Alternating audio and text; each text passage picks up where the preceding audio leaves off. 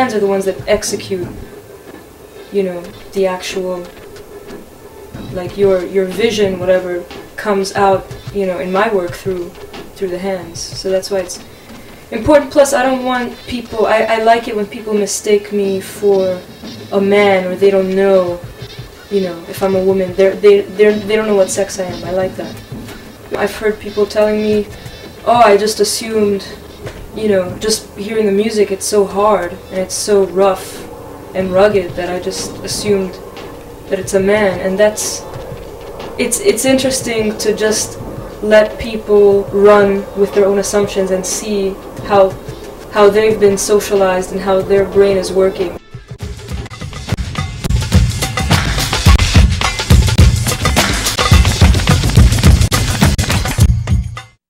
Det handlar ju väldigt mycket om att det är kul att spela musik. Och alla som spelar musik och DJar, de vill ju spela för människor. Det är nog min drivkraft alltså.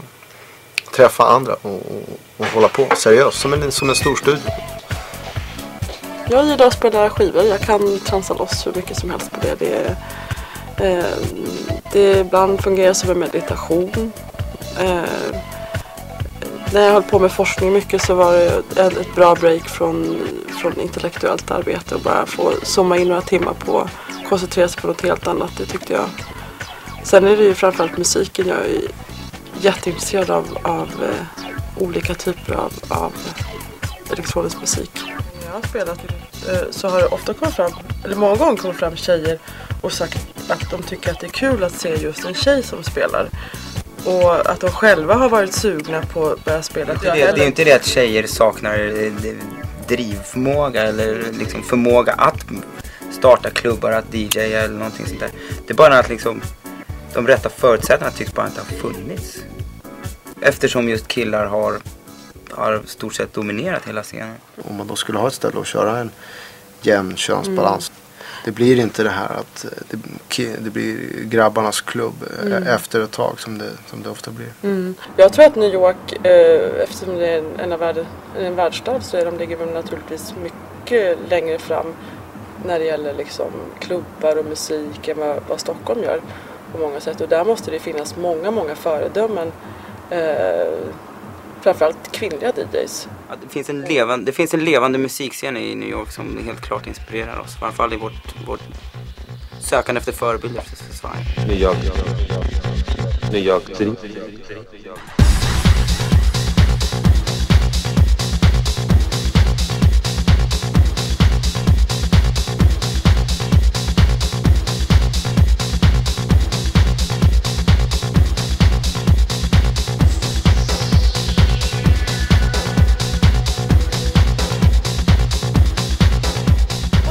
Idea behind the Sister San Francisco and Sister New York City?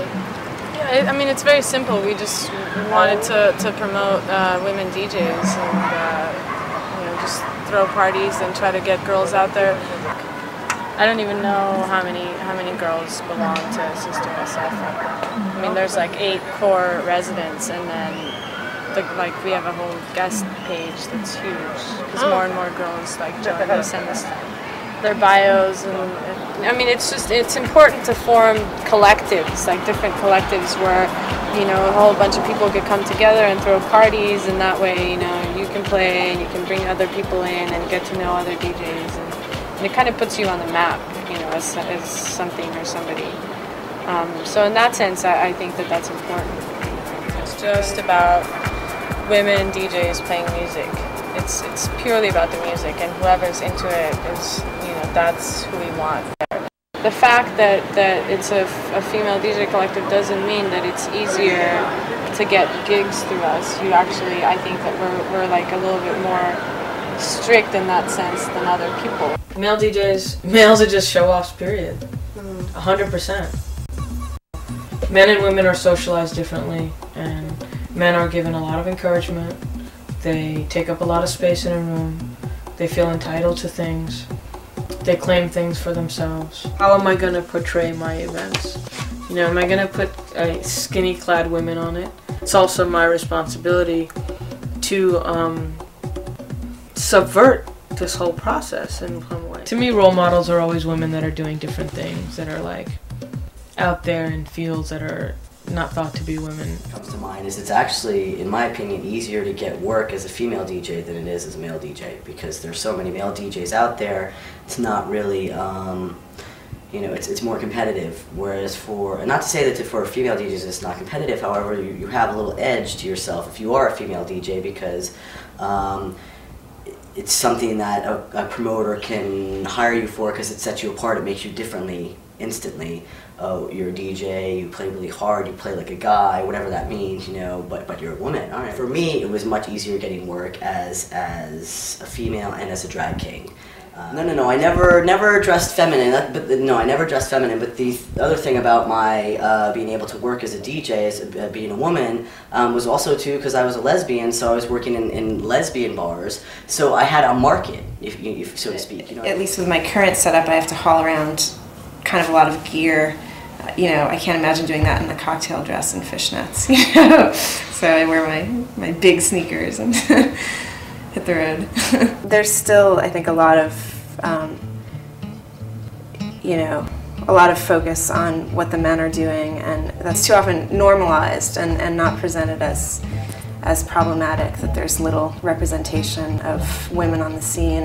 And you know, sometimes I think that things are getting better, but I don't know, I still think too often in most media outlets, women are treated as, you know, exotics or respected more for their looks as opposed to their skills. I mean, everybody's had some kind of experience, it seems, where, you know, they've showed up at the club to DJ and, you know, the person at the door is like, you know, you're not the DJ, or, you know, where's the DJ, just because, you know, she's a woman.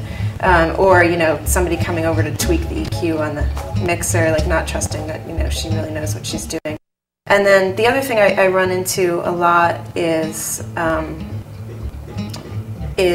women who are just tired of talking about the gender thing, or who really, like, seriously block it out and, you know, feel strongly about wanting to be recognized, you know, solely for their music as opposed to gender, which is how I feel too. However, I think, you know, as long as there still are gender stereotypes and a certain amount of gender discrimination, you know, personally I feel like it does still, you know, discussions like this still have to be on the table. We saw this magazine here, Village Voice, where you were on the cover page. What did you not like about it? Well, for one, they say, well, it must take a big set of ovaries to work all of that equipment or something, which is just so corny. And then they called me the Xena warrior princess of drum and bass DJs, which was also excruciatingly corny. And what do you think of the styling here? The styling is also excruciating. I mean, the hair is cool. I wouldn't normally. I guess it's just, it doesn't look like me, like, on an everyday basis. So I'm not really into that creating a fantasy to sell something kind of vibe, which is, you know, I mean, the makeup is like way overdone and the hair is overdone. And well, there's that whole exoticizing factor that really, there's so much stuff. I mean, racism, exoticizing, which is really a form of racism because it's really a form of colonialism, which is really a form of racism. But there's so much shit that really rolls off my back now because I don't feel like I belong to that category or could possibly even belong to that category because what I do is so hard. I mean, there's no chance for it to be lumped into the exotic category because I kill all notions of the exotic, you know, but it feels like a sport. It's like, you know, and then you think about it, the origin of the word disc jockey, and, you know, it's like a jockey is like someone who rides a horse. So it's like, in a way, it's like you're kind of riding these two records, and it's, you know, it's... Would you say that you have a DJ fetish? I don't think I have a fetish, because I think a fetish is for some people who, like, sort of like something just because to like it without, like, necessarily going deeper into the substance of what it is. Someone who fetishizes, like, an ethnicity or a certain thing. I love my turntable, you know. I like it all. My turntables, I like the mixer I have right now. I'm really into the needles. I love the Crossfader. I abuse it and use it and abuse it, and yeah, the Crossfader's the shit. I really like my sampler, and I'm really obsessed with this concept of sampling in general. I definitely had a DJ fetish. Yeah, I certainly did. You know, I definitely did. I would just buy, like whether it was records or gear or whatever, you know. Om man ska välja en DJ-fetisch då är det definitivt basen. Jag tycker om basen. Jag leker med den. Det är kul. Plocka bort den, ändra lite. Dra in en annan basgång eller någonting från en annan, helt annan låt. Blanda ihop konstiga element. Det tycker jag är roligt. Fågelkvitter i techno. Tempoglidningar. När skivorna glider rätt och